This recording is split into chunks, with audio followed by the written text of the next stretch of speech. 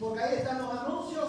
¿Y qué otra cosa usted va a encontrar ahí, hermano? Motivos de oración. Los motivos de oración, las familias por las cuales estamos orando. El cuidado de los niños. El cuidado de los niños. La limpieza. La responsabilidad que tenemos durante la semana. Quiero animarle a que usted tome tiempo a revisar esa aplicación, hermano, que hay información valiosa para cada uno de nosotros. Quiero, hermanos, darle lugar a los niños. Todos los niños hasta 6 años van a pasar por la hermana González a su clase en esta mañana, y los niños de 7 años en adelante se quedan aquí en el templo. Todos los niños hasta 6 años van a pasar por la hermana González, y los de 7 años en adelante se quedan aquí en el templo. Hermanos, mientras los niños pasan a su clase, quiero recordarles en esta mañana que durante la semana, o sea, hoy en la noche, vamos a tener disponible también en nuestra aplicación un resumen del mensaje que hoy vamos a estar predicando y preguntas de estudio. Y esto tiene como propósito que vamos a reunirnos durante la semana para orar juntos con otros hermanos, para estudiar juntos como familia. No solamente tu núcleo familiar, sino también con otra familia de la iglesia, para que podamos crecer en el conocimiento del Señor. Hermanos, en esta mañana venimos con gozo a la palabra de Dios para recibir, escuchar lo que Dios tiene o va a comunicarnos en esta mañana a través de su palabra. Nuestras almas en este día están hambrientas, están sedientas de Cristo, y la palabra de Dios, amados hermanos, es suficiente para satisfacer esa necesidad. Y quiero animarles, hermanos, a que oremos juntos en este día y le supliquemos a Dios, hermano, que tenga misericordia una vez más y nos hable a través de su palabra. Vamos a orar, hermano. Padre, en esta mañana venimos delante de tu presencia, Dios, para bendecir tu nombre a través de nuestras oraciones, para exaltarte, Señor, y para confesar que tú eres, oh Dios, nuestra mayor necesidad. Tú eres nuestro Dios, tú eres nuestro Señor, tú eres nuestro Salvador, tú eres el todo en nuestras vidas. Separados de ti, nada podemos hacer, como bien dijiste en tu palabra, Señor. En esta mañana, Padre, después de haber alabado tu nombre, quiero suplicarte, eterno Dios, que tengas misericordia y que una vez más hables a nuestras vidas a través de tu palabra. Quiero suplicarte, Señor, en el nombre de Jesús, que tu Espíritu Santo tome tu palabra en esta tarde y la aplique al corazón de tus hijos, santificándonos, acercándonos más a ti. Señor, usa tu palabra en esta mañana para concedernos, oh Dios, conocerte más, para que así podamos amarte más y para que a la vez podamos crecer en obediencia a tu palabra. Prospera tu palabra en el corazón de los que no te conocen y han de nacer de nuevo. Guíalos a Cristo y al arrepentimiento. Yo te lo ruego, Señor, en el nombre de Jesús. Usa tu palabra para saciar nuestras almas. Usa tu palabra para traer gozo al alma, Señor, que está afligida. Usa tu palabra para traer paz, Señor, al alma que está, Señor, agitada y turbada en esta mañana. Usa tu palabra, Señor, para volver al camino a los que están descarriados. Yo te lo ruego, oh Dios, en el nombre de Jesús. Y ayúdame, Señor, a mí, tu siervo, oh Dios, a comunicar con verdad y claridad, Señor, tu palabra en este día. Oro en esta mañana por el pastor Michael.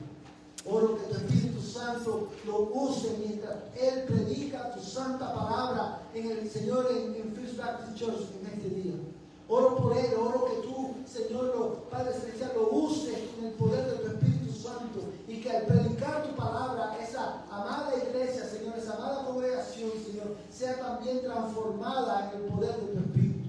Yo te ruego, Señor, en el nombre de Jesús, que tú nos ayudes a ellos y a nosotros a unirnos más, para poder, Señor, ser más efectivos en el testimonio del Evangelio, Señor, en este pueblo. Yo te lo ruego, oh Padre, en el nombre de Jesús, en el nombre que es sobre todo nombre. Amén, y amén.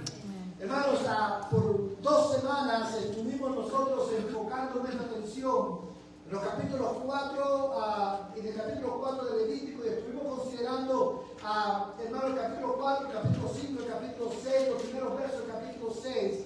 Y fuimos enseñados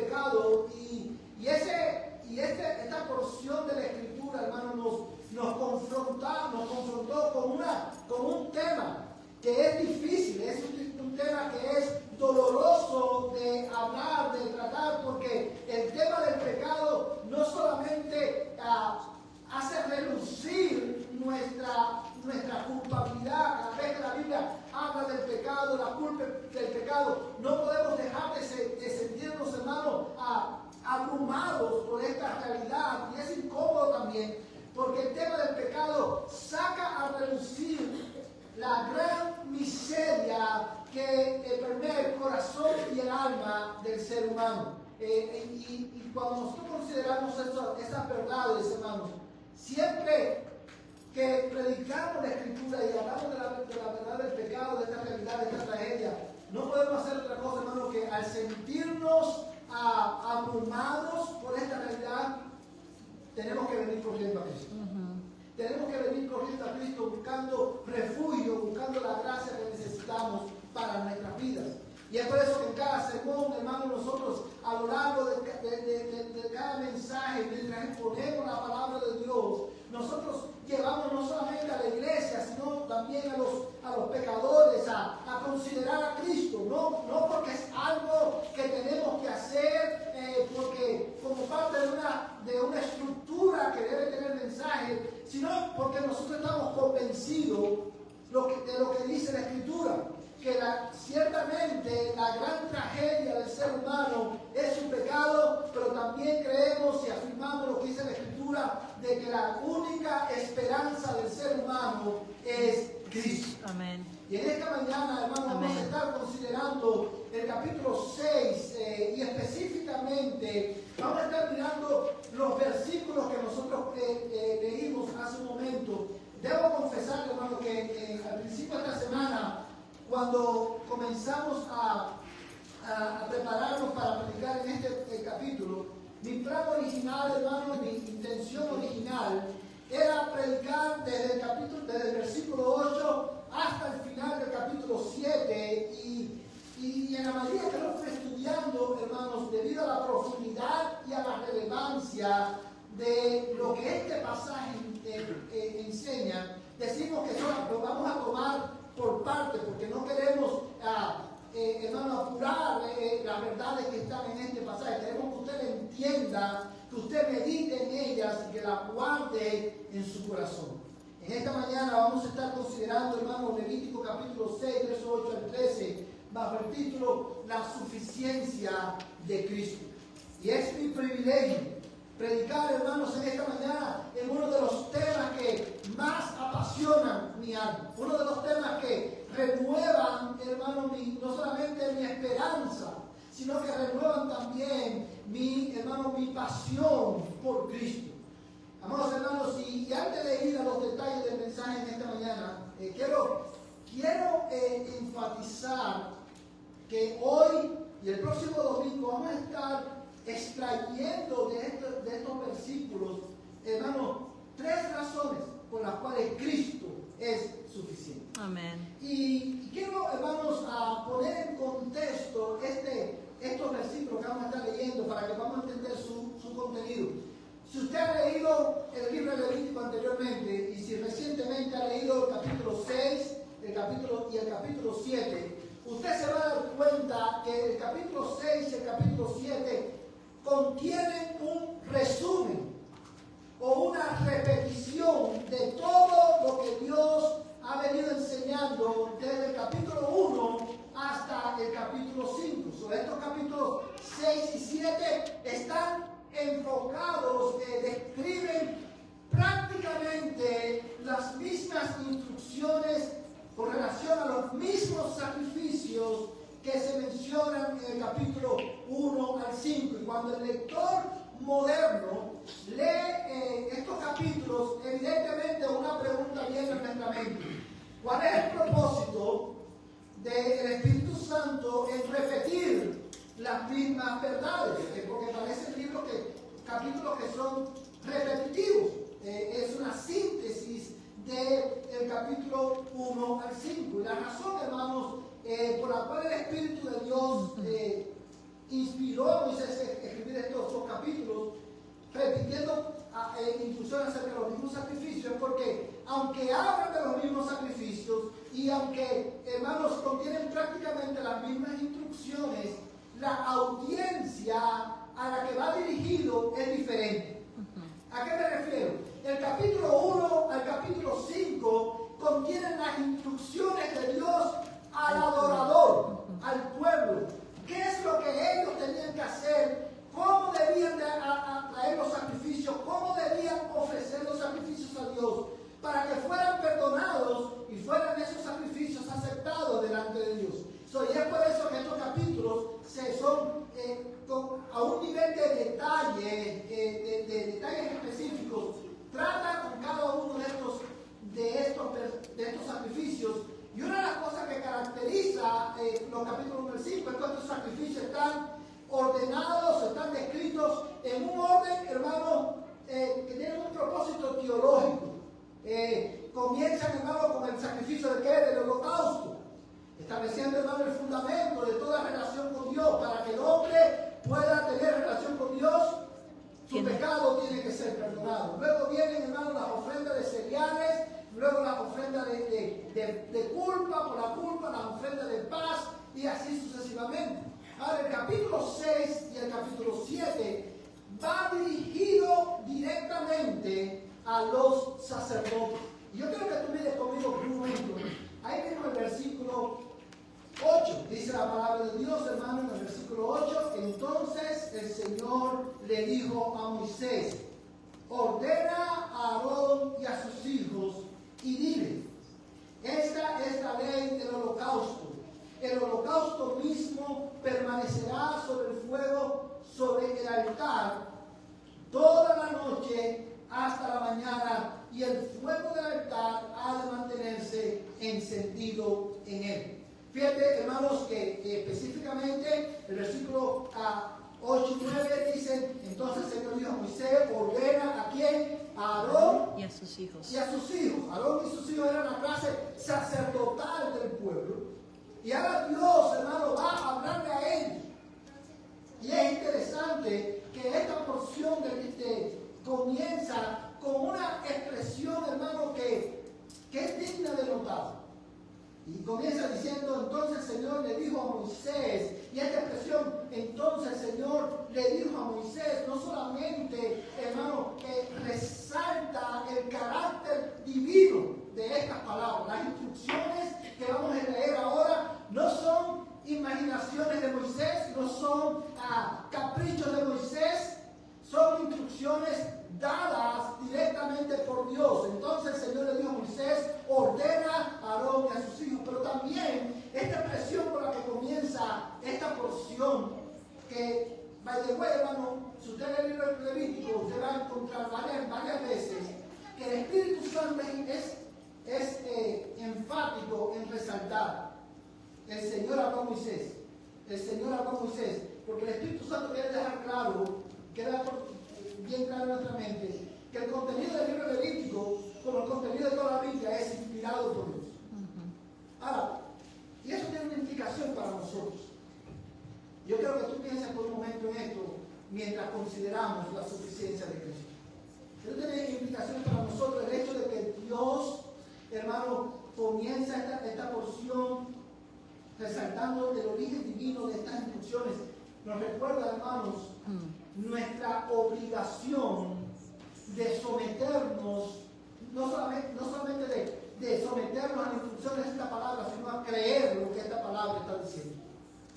Y la razón por la cual esto es importante es porque el capítulo 6 y el capítulo 7 no solamente va dirigido a los sacerdotes, sino que este capítulo, hermano, para que usted lo pueda entender su contenido, establece un puente entre la primera porción, el capítulo 1 al 5, y el capítulo 8. El capítulo 8 se enfoca en la consagración de los sacerdotes.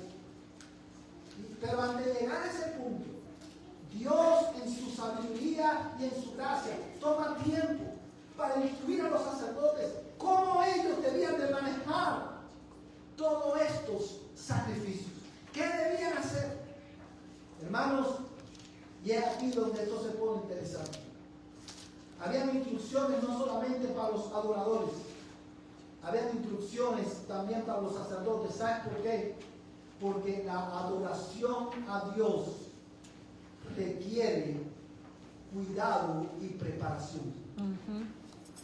No podemos adorar a Dios a la ligera. No podemos adorar a Dios como bien se nos parece. No podemos adorar a Dios según la imaginación de nuestro corazón. La adoración a Dios, como hemos aprendido en semanas anteriores, requiere participación, pero también requiere una cuidadosa atención y preparación. Porque no estamos adorando a una persona como nosotros. No estamos adorando a un Dios falso hecho a la semejanza de los hombres. Estamos adorando al que vive para siempre. Amén. Al Dios creador del cielo y de la tierra, Amén. al Dios trino, al Dios santo, Amén. que ha condescendido para habitar entre hombres pecadores. Amén. Y a nosotros considerar esto, hermano, llama nuestra atención, hermano. Y esto es, esta introducción, hermano, a este tema resalta precisamente nuestra necesidad de entender la suficiencia de Cristo. Cuando nosotros venimos a adorar a Dios, debemos de prestar atención a lo que estamos haciendo. Debemos prestar atención, hermano, a los requerimientos de Dios. Sin embargo, cuando nosotros también leemos estos versículos, yo quiero establecer en esta mañana y quiero demostrarte en esta mañana que específicamente estos versículos, y el capítulo 6 y 7, tienen como propósito enseñarle a la iglesia, enseñar al pueblo de Dios la suficiencia de Cristo en la vida de la iglesia. Amén. Y es precisamente, hermanos, de eso que quiero hablar en esta mañana. Con el propósito de que tu percepción de Cristo cambie radicalmente por la palabra de Dios. Que tu amor por Cristo y tu dependencia de Cristo crezca. Es mi propósito en esta mañana de poner estos versículos, que cuando tú lo entiendas y puedas ver claramente cuán suficiente es Cristo y qué significa eso, tú puedas cantar con convicción: mi vida es Cristo. Amén. Amén. Y yo quiero, hermano, en esta mañana enfocarme en la suficiencia de Cristo como el Cordero de Dios. La suficiencia de Cristo como el Cordero de Dios.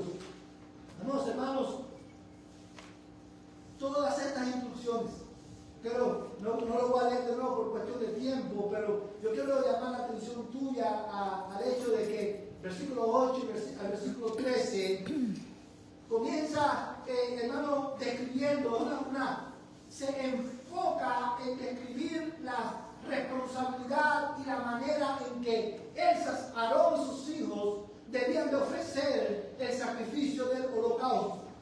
Y acerca de este sacrificio, una vez más, el texto nos recuerda que era un sacrificio que el pueblo de Dios tenía que ofrecer continuamente. Diariamente. Y yo quiero, hermanos, si usted prestó cuidado a la lectura de este pasaje, hay una expresión que se repite varias veces. Yo quiero recordarles a ustedes que cada vez que en la escritura usted ve que una verdad o una instrucción se repite, esa es, hermano, es la indicación, la señal de que el Espíritu Santo quiere enmarcar esto en nuestra mente y en nuestro corazón. Es una verdad que el Espíritu de Dios quiere grabar, resaltar en tu alma. Y la expresión que se repite, o la instrucción que se repite, es que el fuego en el altar debía de estar encendido ¿cómo? Continuamente. Mira conmigo, por ejemplo, el verso 9. Dice la palabra de Dios: ordena a Aarón y a sus hijos y diles, esta es la ley del holocausto. El holocausto mismo permanecerá sobre el fuego, sobre el altar, toda la noche hasta la mañana. Y el fuego del altar ha de mantenerse encendido en él. Dice, hermano, en el verso 13, quiero ir al verso 13, salta conmigo al verso 13, dice, el fuego se mantendrá encendido continuamente en el altar y no se apagará. Y había, hermanos, hay una razón especial, hermano, para este énfasis. Hay varias cosas que quiero resaltar. Una de las responsabilidades del sacerdote es que el sacerdote tenía que traer la leña y mantener la leña lista para que el fuego del altar no se apagara. Una de las responsabilidades del sacerdote era, hermano, no solamente descuartizar el animal, no solamente ofrecer el animal, sino que él tenía que asegurarse que el fuego en el altar de Dios no se apagara. Y el Espíritu de Dios enfáticamente dice, el fuego debe de permanecer encendido continuamente. Pero no solamente esto, sino que hay una instrucción que es significativa, y en el verso 9 dice, hermano, que el holocausto mismo permanecerá sobre el fuego, sobre el altar, toda la noche, hasta la mañana. Cuando evidentemente nosotros leemos esto hoy, si usted no está familiarizado con la teología bíblica de los sacrificios, usted no va a poder, usted quizás pueda decir, bueno, que es un dato interesante. Pero la intención del Espíritu Santo no es simplemente un dato interesante de algo que pasó hace algunos miles de años atrás. El Espíritu de Dios quiere transmitir una verdad. Y en esta instrucción específica de que el fuego debía, hermano, mantenerse encendido, hay dos propósitos fundamentales. El primero es enseñarle, recordarle al pueblo de Dios que la adoración a Dios no era algo que ocurría esporádicamente. La adoración a Dios es algo que debe de ocurrir continuamente en la vida del pueblo de Dios. Si nosotros, hermanos, es por eso que en nuestra iglesia siempre decimos que la adoración, nosotros no adoramos solamente el domingo en la iglesia o el miércoles. Nuestra vida debe ser un sacrificio vivo de adoración a Dios. Y esto, hermano, lo vemos también en Romanos capítulo 12, verso 1, el apóstol Pablo le dice a la iglesia, por consiguiente, hermanos, por ruego por la misericordia de Dios, que presentéis vuestros cuerpos como sacrificio vivo, santo, aceptable a Dios, que es vuestro culto racional. Este fuego constante que debía haber constantemente. Cada vez que el pueblo veía el humo salir de la tienda de reunión y veía el fuego, era recordado de una manera visible que el Dios demandaba ser adorado continuamente. Pero también tenía otro propósito. Tenía un propósito didáctico. Tenía el propósito de enseñarnos, hermanos, una verdad que era, o otra verdad que era muy importante para el pueblo de Israel, pero también para nosotros hoy. El hecho de que el holocausto debía permanecer sobre el altar toda la noche hasta la mañana y el fuego no se podía apagar. Era un recordatorio, hermano, es la manera de enseñarle al pueblo de Dios que, hermanos, los sacrificios que ellos ofrecían era una solución temporal a la tragedia del pecado. Amados hermanos, recuerden que el libro de Levítico responde a esta pregunta: ¿cómo un Dios santo puede habitar entre un pueblo pecador? Y en todas estas instrucciones, hermanos, la razón por la cual el fuego debía estar continuamente ardiendo en el altar, la razón por la cual el holocausto debía permanecer en el altar toda la noche hasta la mañana, era como un recordatorio del pueblo, no solamente de la gravedad del pecado, sino también de la continua necesidad de sacrificio para que Dios pudiera habitar en medio de ellos. Estos sacrificios, hermanos, que ellos estaban ofreciendo, eran una solución temporal al problema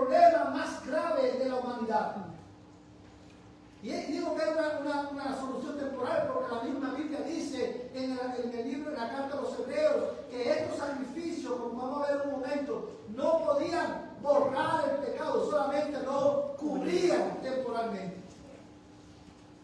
Es común entre los cristianos, cuando hablamos de la gracia de Dios, es común identificar este atributo de Dios, hermano, en el Nuevo Testamento solamente. Sin embargo, yo quiero que tú consideres en esta mañana la inmensa gracia de Dios. Amén. Amén. En todos estos requerimientos. Yeah. Podían ser abrumadores, hermano. Cada familia del pueblo de Israel, tenemos que ofrecer el holocausto. Tenemos que ofrecer el holocausto. Tenemos que ofrecer el holocausto. El holocausto, los sacerdotes tenían que mantener el fuego continuamente. Podía ser abrumador. Sin embargo, vos, hermanos, todos estos requerimientos son un drama, hacen visible la inmensurable gracia de Dios. Amén. Para con su pueblo. Amén. Amén. Yo creo que tú no olvides esto, hermano, en la Escritura. Yo creo que tú vayas conmigo al libro de Éxodo, capítulo 29, verso 38 al 46.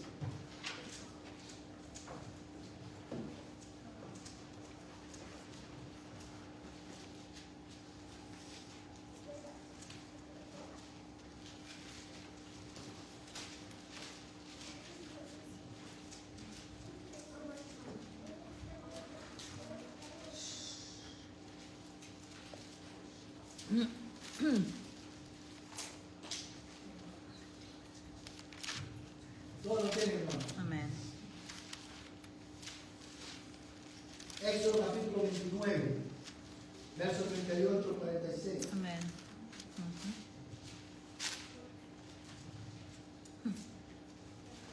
Si la mayoría de nuestras Biblias, hermanos, tienen dividido los capítulos de la Biblia en temas por temas, y en cada división hay un título que te da una idea de lo que trata esa porción que usted acaba de leer.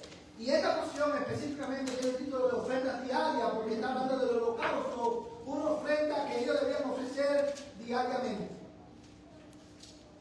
Recuerda, hermano, antes de profundizar en esto, recuerda que esta ofrenda del holocausto requería preparación. Requería preparación todos los días. Yo quiero enmarcar esto porque por la relevancia que tiene para nosotros hoy. Todos los días, ante este pasaje quiero resaltar esto, todos los días las familias de Israel debían de tomar tiempo para buscar un cordero que fuera de un año, que fuera perfecto, que cumpliera todos los requisitos que Dios estipuló en su palabra. Ellos no deben hacerlo a la ligera. Y yo creo que tú reconozcas el hecho de que nosotros vemos también que esto puede ser un requerimiento que en algún punto para el hombre natural puede ser cansón. Tengo que levantarme ahora lo primero. Quizás una de las cosas primeras que tenía que hacer era tengo que prepararme para el sacrificio. Eso no era opcional, hermano. Era requerido por lo que dice Éxodo capítulo 29. Yo creo que tú mires este versículo. Dice la palabra de Dios: esto es lo que ofrecerás sobre el altar: 2 corderos de un año cada día continuamente. Ofrecerás uno de los corderos por la mañana y el otro cordero lo ofrecerás por la tarde. ¡Aleluya! Una pausa aquí. Un cordero lo tenía que ofrecer por la mañana y el otro cordero tenía que ofrecerlo por la tarde. ¿Sabes por qué? Precisamente por la insuficiencia de estos sacrificios. El cordero en la mañana era suficiente para cubrir temporalmente los pecados que ellos habían cometido en la mañana, para que fueran perdonados. Pero ellos durante el día iban a seguir pecando y necesitaban al atardecer que alguien muriera para que su pecado fuera cubierto y fuesen perdonados. Una vez más somos recordados de la gravedad del pecado, de lo horrible del pecado. Somos recordados de dónde está. Estos sacrificios continuos nos recuerdan que estos sacrificios eran temporales, eran insuficientes.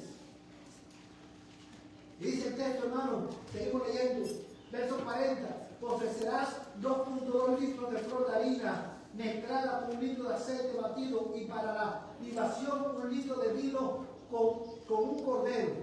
Ofrecerás el otro cordero al atardecer. Con él ofrecerás la misma ofrenda de cereal y la misma libación que por la mañana.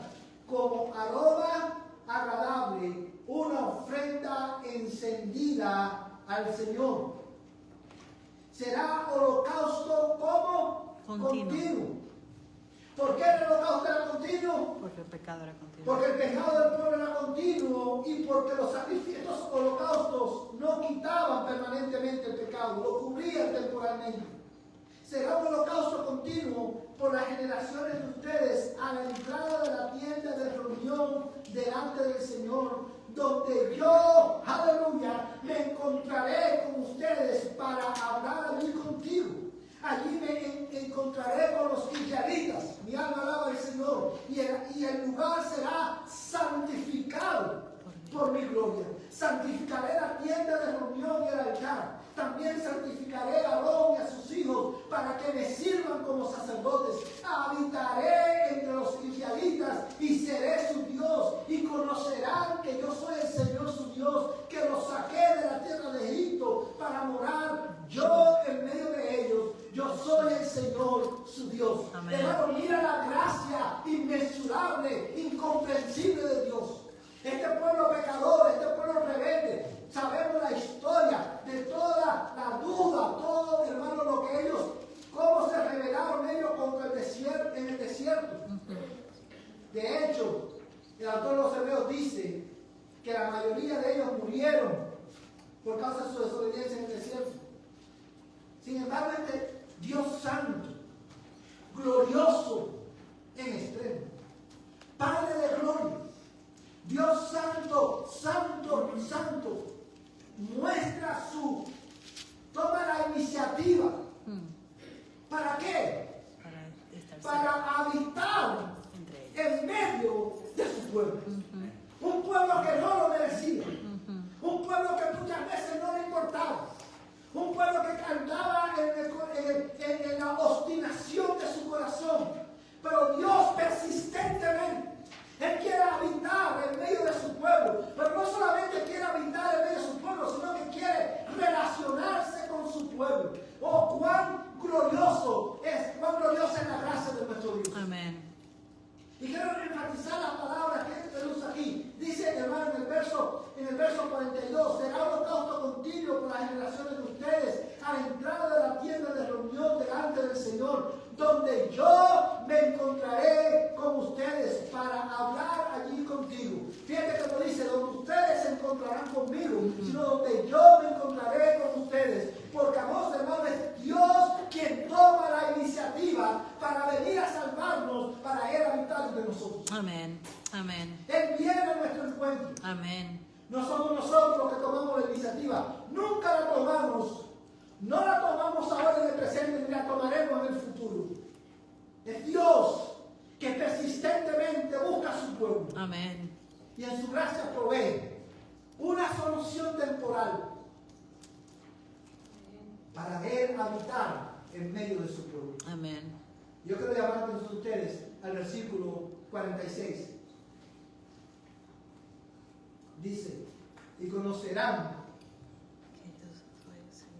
que yo soy el Señor su Dios, que los saqué de la tierra de Egipto. Amén. Para morar en medio de ellos. Yo soy el Señor su Dios. Amén. Deja que este versículo marine tu corazón en la gracia de Dios. Y mira cómo este versículo abre una ventana a través de la cual podemos mirar con más claridad hacia el propósito de la salvación. Cuando nosotros los cristianos hoy pensamos en la salvación, generalmente nos enfocamos en un aspecto de nuestra salvación solamente. Y podemos hacer un ejercicio rápido. Si usted le pregunta en esta mañana, si usted es cristiano y le pregunta en esta mañana, ¿para qué Cristo murió por nosotros? ¿Qué responderíamos? para el perdón de nuestros pecados, para darnos vida eterna. Y eso es cierto. Eso es una verdad. Pero ese es solamente un aspecto de la salvación, de la redención que Cristo logró en la cruz del Calvario. Porque Dios te salvó primordialmente Dios te salvó. Cristo murió para que tu pecado fuera perdonado. Pero para que al ser perdonado tu pecado y quitar tu culpa, Dios pudiera habitar en medio de nosotros. Amén. ¿Tú sabes por qué Cristo murió en la cruz del Calvario? Primera Iglesia Bautista. ¿Tú sabes por qué Cristo murió en la cruz del Calvario? Derramó su sangre en la cruz. Fue partido bajo la ira de Dios. ¿Sabes para qué? Para que tú y yo, por medio de Él, pudiéramos disfrutar de la presencia continua de Dios. Amén. Amén. Estos sacrificios, hermanos, no podían, proveían una solución temporal. Proveían una solución temporal para que Dios habitara, pudiera habitar en medio de su pueblo. Hermanos, y hecho, una vez más nos abre luz en este sentido de que cuando Él venía a encontrar con su pueblo, dice: yo, mi gloria, santificará el altar, santificará la tienda y santificará a los sacerdotes. ¿Con qué propósito? Para que me sirva. Para que me sirva. Para yo habitar en medio de ustedes. Y es por esa razón, esa es una de las razones por la cual el Espíritu Santo, instruyendo a los sacerdotes, le dice: el fuego nunca se apagará sobre el altar. Debe estar encendido continuamente. Ahora, hermano, yo quiero que tú pienses conmigo por un momento. Hace un momento mencionábamos que todos estos requisitos y la constancia y la regularidad de estos requisitos para cualquier persona podría llegar el momento de que ellos pueden decir: de nuevo. Quizás algunos pueden decir, vamos a suponer que el sacrificio de la tarde se ofrecía a las 5 de la tarde, por un ejemplo. Ya a las 3 de la tarde ya, oh my goodness, tengo que ir al corral de nuevo a buscar otro sacrificio. Quizás alguno de ellos puede decir, es el tiempo de la cosecha. Ya fui en la mañana. Y ya ofrecí el cordero de la mañana. ¿Sabes por qué ellos no podían hacer esto, hermano? Porque ellos entendían la importancia de que Dios habitara en medio de ellos. Mi pregunta para ti en esta mañana es: ¿cuán importante es para ti conocer a este Dios y relacionarte con este Dios que se ha dado a conocer y que se hizo hombre para salvarte, para que tú pudieras tener comunión con Él? ¿Cuán importante es para ti conocer a este Dios? Crecer en el conocimiento de Dios. Hermanos, y yo no quiero caer en el lado legalista en este tema. Pero, hermano, ¿cuántas veces venir al servicio no se hace una carga para nosotros? ¿Cuántas veces? Es miércoles de nuevo. O es domingo, tenemos que ir a la escuela dominical y hay que alarnos de la cama para poder levantarnos. Cuidado, porque a las 7 de la mañana el lunes, o a las 6 de la mañana el lunes, o a las 5 de la mañana el lunes, ya estamos listos para ir para el trabajo. Pero el domingo hay que arrastrarte. Y es más por un problema de conciencia. Que tú dices, bueno, soy cristiano, oye, esto es lo que hacemos los domingos, vamos a la iglesia. Pero es un peso, una carga venir a la iglesia. ¿Sabes por qué, hermano? Porque tú y yo hemos perdido de vista cuán importante es conocer a este Dios que nos salvó para que tuviéramos relación con Él. Amén. Dios te salvó para Él habitar en ti, Amén. para Él tener comunión contigo. Amén. Por eso Él te libertó. Y Él libertó, cuando Él libertó al pueblo de Israel, Él lo libertó y le dio estos mandamientos. Como dijimos al principio de la serie Levítico, Éxodo nos enseña cómo Dios salva a su pueblo. El libro de Levítico nos enseña cómo Dios santifica a su pueblo y prepara a su pueblo para que su pueblo tenga comunión con Él. A través de leyes, sacrificios, todo este sistema. El fuego continuo en el altar, el sacrificio continuo sobre el altar en la mañana y en la tarde, nos recuerda una vez más, no solamente la gravedad del pecado, nos recuerda no solamente la insuficiencia de estos sacrificios que solamente cubrían temporalmente el pecado, pero sobre todas las cosas, esta continuidad del fuego en los sacrificios era un drama que apuntaba a una verdad mayor, apuntaba a la suficiencia de Cristo como el Cordero de Dios. Amén. Amén. Que quita el pecado del mundo. No, hermanos, y esta es una verdad. Hermanos, cuando la Biblia habla de Cristo como el Cordero de Dios, si usted lleva tiempo en la iglesia, usted ha escuchado este título de Cristo muchas veces. Sin embargo, hermanos, nosotros debemos detenernos a considerar lo que esta declaración significa. Los sacrificios del Antiguo Testamento, la continuidad de esos sacrificios era un continuo recordatorio de la necesidad de un cordero mejor, de un cordero suficiente, que no quitara, que no cubriera el pecado temporalmente, sino que lo quitara completamente. Estos sacrificios eran como un drama que apuntaba a Cristo como el Cordero de Dios que quita el pecado del mundo. Vamos, hermanos, y esto es una verdad que tiene implicaciones para nuestra vida, que muchas veces, porque el término se ha vuelto tan familiar para los cristianos, podemos perder de vista lo que esto significa y cómo esto cambia nuestras vidas, cómo cambia nuestra relación con Dios. Vamos, hermanos, este título de Cristo como el Cordero de Dios nos habla una vez más. Quiero que tú pienses en las implicaciones de este título. ¿El Cordero de quién? De Dios. De Dios. La razón por la cual la Biblia le da este título a Cristo es porque, en primer lugar, para mostrar la iniciativa soberana de Dios en salvar a su pueblo. Cristo es el Cordero de Dios porque Dios mismo, en el cumplimiento del tiempo, proveyó para nuestra salvación un Cordero sustituto que muriera en nuestro lugar para hacer expiación por nuestros pecados.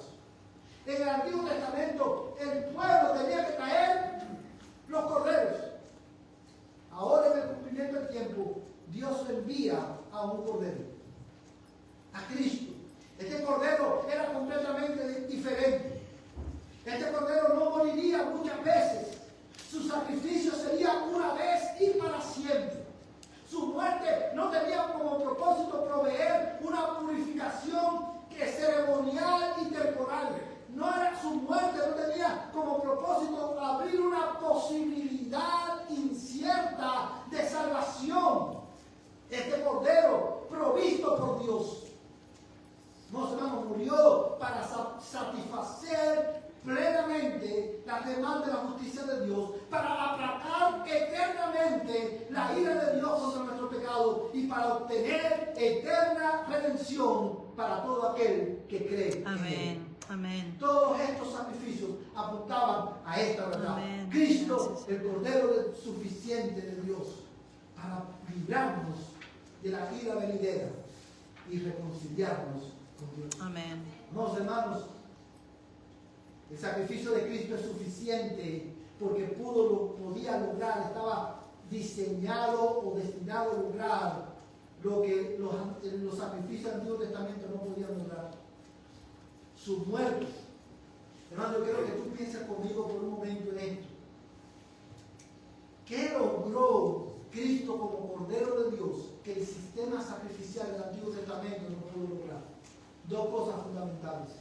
En primer lugar, amados hermanos, el sacrificio de Cristo satisfizo, como dijimos hace un momento, plenamente, además de la justicia de Dios y la ira de Dios, que mi pecado provocó contra Dios.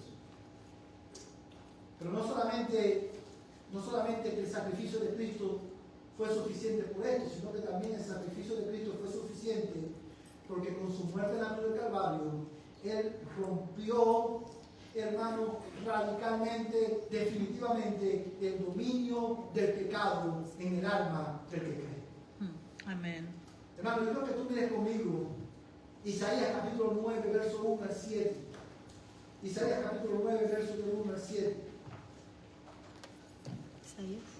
Isaías capítulo 9, verso 1 al 7.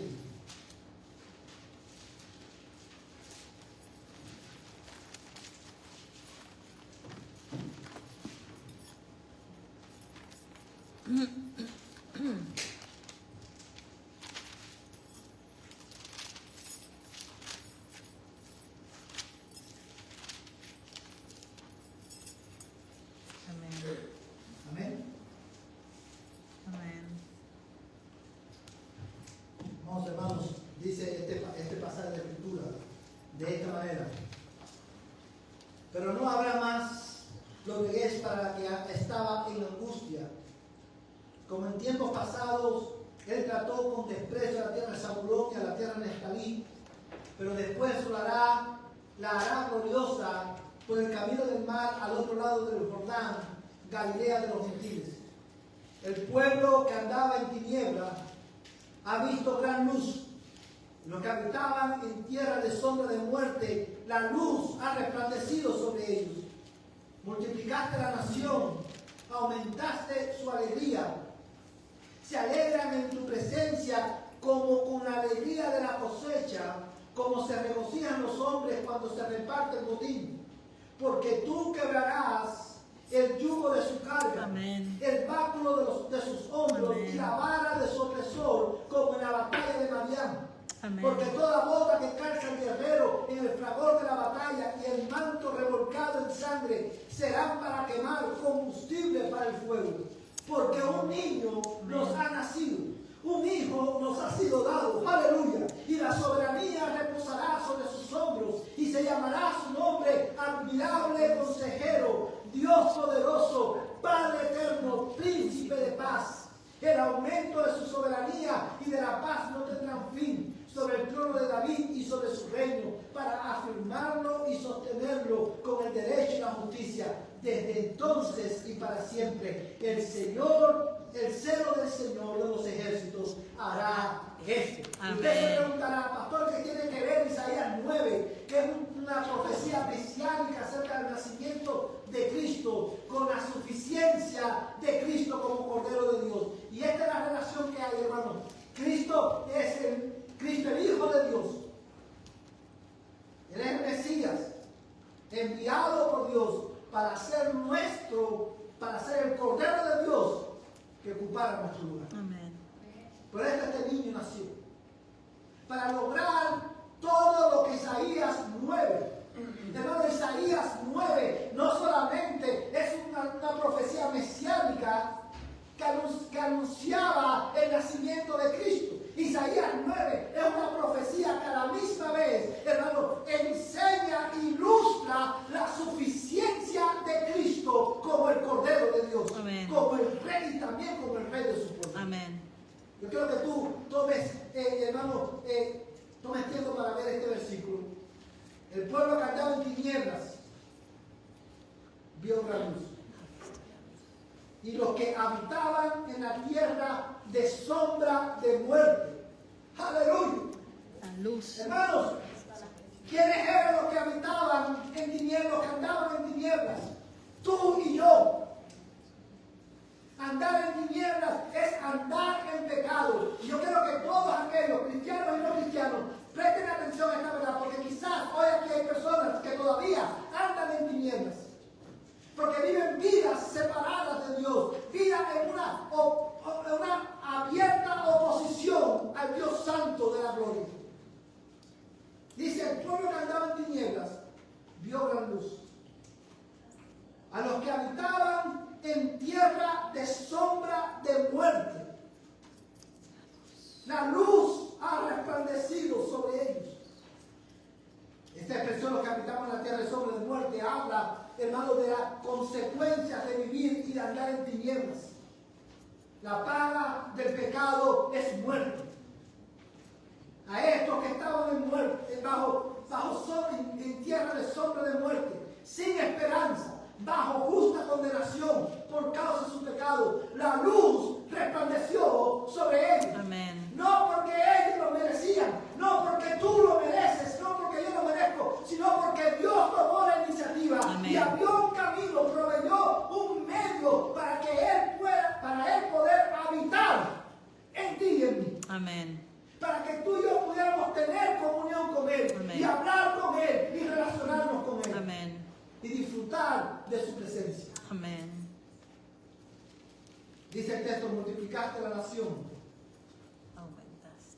aumentaste su alegría. Dice el texto, se alegrarán en tu presencia, como con la alegría de la cosecha, como se regocijan los hombres cuando se reparten el botín. ¿Por qué? Dice, porque tú quebrarás el yugo de su carga, el báculo de sus hombros y la vara de su opresor, como en la batalla de Madián. Amén. Vamos, hermanos, Cristo el Señor. O sea, la suficiencia, esto es un retrato de la suficiencia de Cristo como Cordero de Dios.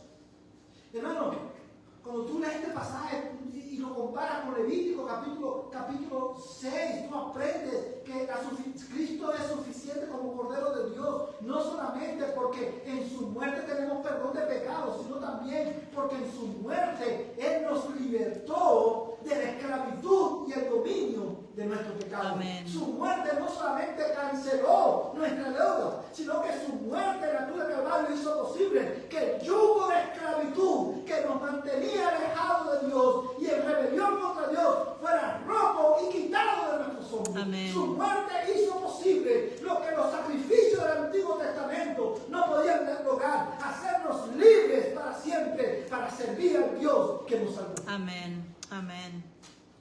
Amén. Hermanos, porque tú quebrarás el yugo de su carga, el báculo de sus hombros y la vara de su opresor, como en la batalla de Madián. Porque toda bota que calza el guerrero en el fragor de la batalla y el manto revolcado en sangre será para quemar, combustible para el fuego. Esta es una expresión poética. Cuando dice, hermano, porque toda bota que calza el guerrero, ¿a dónde? En el fragor de la batalla. Y el manto revolcado en sangre. No sé cuántos de ustedes han tenido la oportunidad de ver esta película 300. Y si usted ve la película 300, usted va a ver que es bien gráfica y en esta batalla, hermano, y estas peleas en el campo de batalla, usted ve como la sangre vuela. Y como los soldados cuando terminan todos cubiertos de sangre, de la sangre de sus enemigos. Y esta es más o menos la idea que quiere transmitir este texto. Cuando dice, porque toda bota que calza el guerrero en el fragor de la batalla. Hermano, mira el texto, pero no quiero que tú pierdas de vista en esto. Porque anteriormente dice, porque tú quebrarás el yugo de su carga, el báculo de sus hombros y la vara de su opresor, como en la batalla de Madián. ¿Por qué? Dice, porque toda bota que calza el guerrero en el fragor de la batalla y el manto revolcado en sangre serán para quemar, combustible para el fuego. Hermano, lo que está diciendo aquí es que este niño que nacería, este hijo que nos sería dado como el Cordero de Dios, su muerte en la cruz sería tan suficiente, tan eficaz, que su muerte lograría eternamente lo que los sacrificios del Antiguo Testamento no pudieron lograr. ¿Sabe qué cosa es? Descanso. Terminar el conflicto entre los hombres que creen en Dios. Este conflicto, Amén. esta batalla, el Hijo que nos fue dado, vino a ponerle un fin. Amén. Él vino a ponerle fin a la rebelión Amén. que separa al hombre con Dios. Él vino a poner fin al yugo de la esclavitud. Amén. Cristo, hermano, es suficiente como Cordero de Dios. Amén. Y de eso dan testimonio los sacrificios del Antiguo Testamento. Amén. Ahora, Cristo es suficiente. Amén. Porque su muerte hizo posible que nuestro pecado fuese perdonado eternamente. Cristo es suficiente como Cordero de Dios porque Él hizo posible que el yugo de esclavitud que nos mantenía en rebelión fuera roto y quitado de nuestros hombros. Amén. Cristo es suficiente como Cordero de Dios porque en virtud de su muerte sustitutiva en la cruz del Calvario, ahora los que andábamos en tinieblas y caminábamos en sombra de muerte, los que andábamos afligidos por la opresión de nuestro pecado, ahora no solamente que por su gracia y en virtud a la suficiencia del sacrificio de Cristo podemos ver la luz de la gloria de Dios, sino que ahora podemos experimentar verdadera alegría, podemos experimentar lo que el pecado te promete y nunca te pudo dar, verdadero gozo y contentamiento en el corazón. Amén. Hermano, Cristo es suficiente. Amén. Porque su sacrificio en la cruz del Calvario Amén. tiene un efecto no solamente en nuestra relación con Dios, tiene un efecto en la manera en que nosotros vivimos, pero su sacrificio en la cruz del Calvario, su sacrificio suficiente, sustitutivo, hermano, en nuestro lugar, tiene un efecto en nuestras emociones, Amén. en nuestros afectos. Dice, aumentaste su alegría. Se alegran en tu presencia. ¿Para qué fue que Cristo murió? Para que Dios habitara en medio de nosotros. Para que tú pudieras disfrutar de la presencia de Dios y tener gozo. Amén. Hermanos, los israelitas tenían que ofrecer continuamente sacrificios para disfrutar de la presencia de Dios. Cristo se dio una vez y para siempre. Amén. Y esta suficiencia fue, hermano, ilustrada, hermano, fue anticipada en el Antiguo Testamento con el fuego continuo, con los sacrificios continuos. Pero esta suficiencia fue proclamada al mundo por Juan el Bautista cuando él, en Juan capítulo 1, verso 29, cuando ve a Cristo, él le dice a sus propios discípulos, he aquí el Cordero de Dios que quita el pecado del mundo. Amén. Esta suficiencia de Cristo como Cordero de Dios, anticipada en el Antiguo Testamento, proclamada por Juan el Bautista, fue explicada por el autor de los Hebreos, cuando escribiéndole a esta iglesia formada mayoritariamente por judíos, él le dice en Hebreos capítulo 9, versos 11 al 14, pero cuando Cristo apareció, aleluya, como sumo sacerdote de los bienes futuros, Aleluya. a través de un mayor y más perfecto tabernáculo, Amén. no hecho con manos, es decir, no de esta creación, y no por medio de la sangre de machos cabríos ni de becerros, sino por medio de su propia sangre, entró al lugar santísimo una vez y para siempre. Amén. Aleluya. Habiendo Amén. obtenido eterna redención. Y quiero resaltar que dice el texto, habiendo obtenido eterna redención. Él no abrió una posibilidad. Él no abrió una puerta temporal que se podía cerrar. Él no abrió una posibilidad y dejó el resultado en tus manos. Él obtuvo eterna redención para el que cree. Aleluya. Cristo es el Cordero suficiente de Dios. Aleluya. Él es la única esperanza de la iglesia y los pecadores. Amén. Gloria a Dios.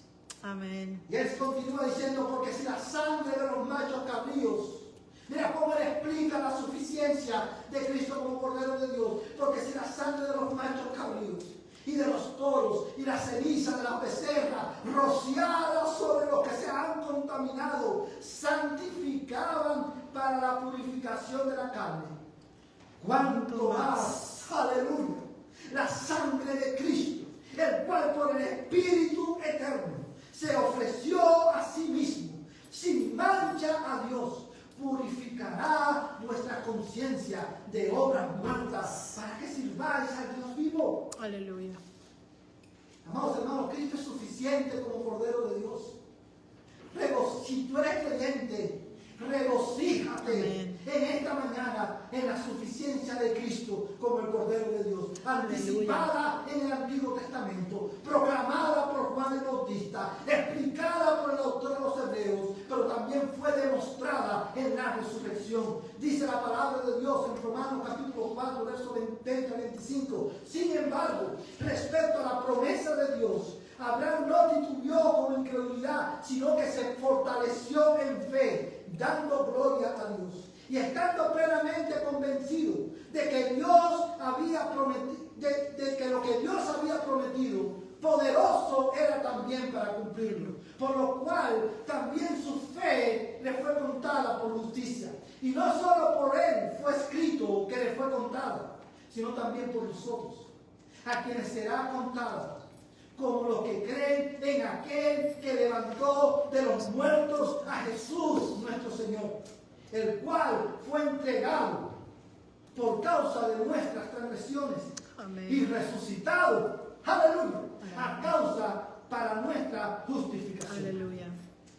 Cristo, hermanos, sabemos que Cristo es suficiente, su sacrificio como Cordero de Dios fue suficiente. ¿Sabes por qué?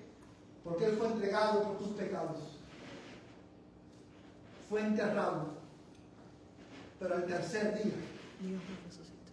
el Padre le levantó entre los muertos. Amén. Como un testimonio de que su ira fue aplacada eternamente, de que su justicia había sido satisfecha completamente. Por eso Cristo dijo en la cruz del Calvario de morir, que está consumado es. La deuda ha sido pagada. Amén. No temporalmente, eternamente. Amén. No parcialmente, completamente, a favor de aquellos que han de creer. Amén. Si tú estás en Cristo, regocija Aleluya. en la suficiencia de Cristo. Amén. Como tú, Amén. Cordero, como el Cordero de Dios que quita el pecado del mundo. ¿Sabes por qué? Porque Cristo como Cordero de Dios, y quiero repetirlo, para que tu pecado sea perdonado, pero primariamente para que Dios, para que tú pudieras disfrutar de la presencia de Dios.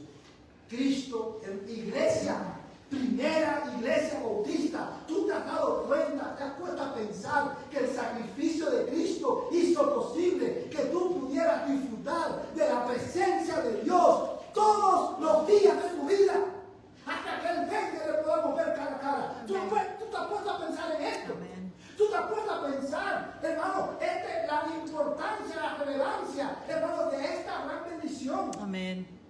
Ya no estamos alejados, hemos sido hechos cercanos. Dios camina con nosotros, Dios quiere tener comunión contigo. Dios envió a su Hijo para restaurar tu comunión con Él. Amén. ¿Por qué entonces nos es tan difícil dedicar tiempo a contemplar su gloria, meditando en su palabra? ¿Por qué no es tan difícil dejar? ¿Por qué es tan difícil ejercer dominio propio y decir hasta aquí es suficiente, ya no voy a trabajar más hoy, voy a dedicar tiempo a contemplar la gloria del Dios que me salvó? Amén. Mi alma necesita verle, mis oídos necesitan escucharlo, mi alma necesita ser saciado por él. ¿Por qué no es tan difícil? Dejar a un lado, ¿sabe? Poner un alto a todo lo que este mundo dice que es prioridad, para dedicar tiempo a conversar con Él. No por un sentido de deber, sino para disfrutar de su presencia. Lo que Él hizo. Porque para eso Cristo murió. Aleluya. Para que tú pudieras disfrutar a Dios. Amén. ¿Tú sabes por qué nosotros estamos tan deprimidos, tan ansiosos todo el tiempo?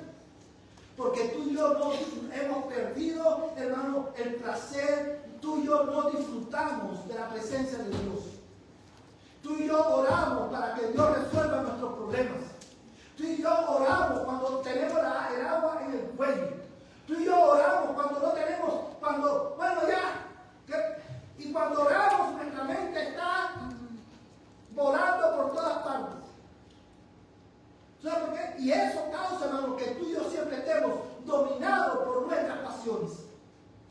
Dominados por la ansiedad, la depresión, la tristeza, y la insatisfacción. Porque Dios proclamó, digo esto hermano, porque Dios proclamó por medio del profeta Isaías que Él multiplicaría la alegría de los que andaban en sombra de muerte, que se regocijarían en su presencia. Cristo murió y su muerte fue suficiente para que tú pudieras disfrutar de la presencia de Dios. Amén. Para que tu pecado fuera perdonado, para que el gozo del Señor, de su presencia, sea la fortaleza que te sostiene todos los días. Amén. Ante las dificultades de la vida, tú puedes decir, oh, no tengo dinero, no tengo trabajo, hace 3 meses o 2 meses que no puedo pagar un bill de agua, de la corriente, de gas, lo que sea. O el doctor me llamó y me dijo que me quedan 6 meses de vida. O mi hijo me llamó, o mi hija me llamó y me dijo que no quería saber más nada de mí.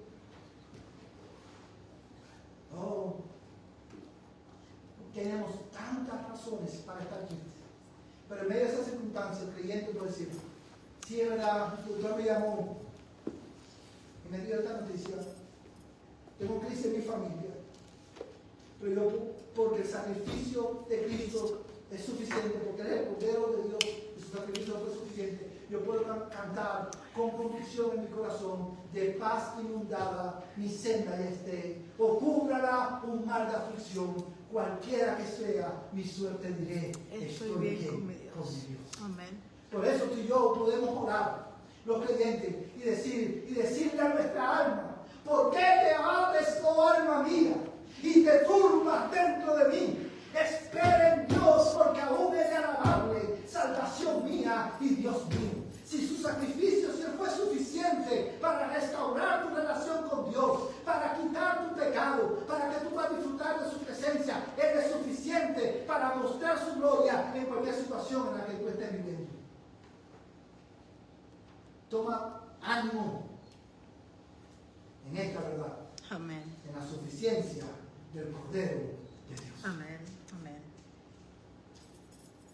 Pero si tú estás sin Cristo en esta mañana, oh mi amigo, yo te ruego, como si Dios rogase por medio de ti, de mí, por favor, mira a Cristo en esta mañana. Él es suficiente para quitar tu pecado.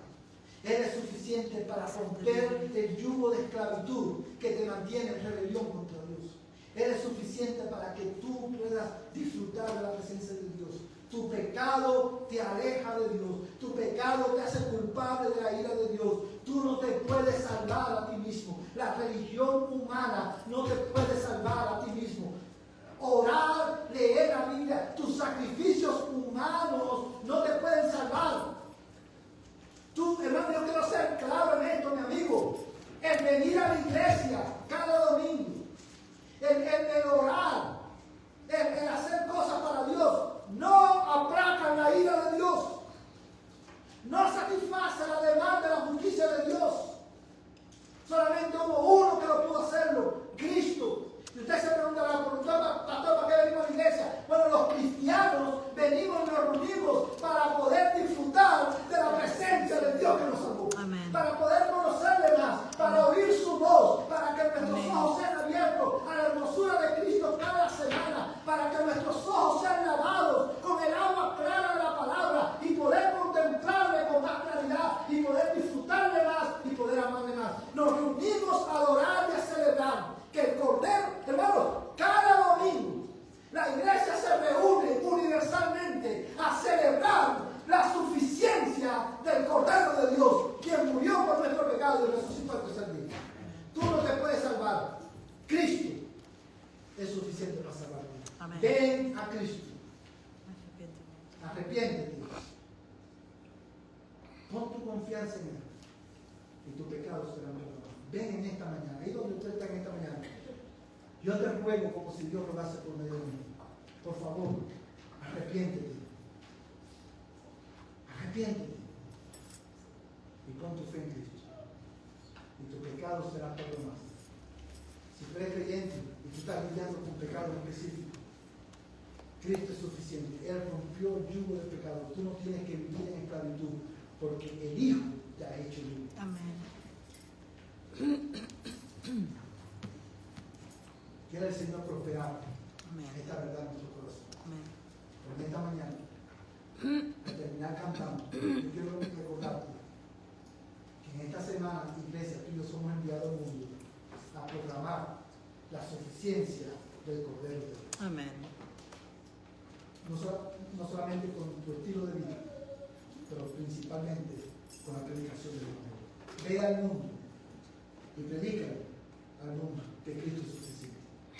Reúnete en esta semana con tus hermanos de la iglesia y predícales, y que ellos te prediquen a ti acerca de la suficiencia de Cristo.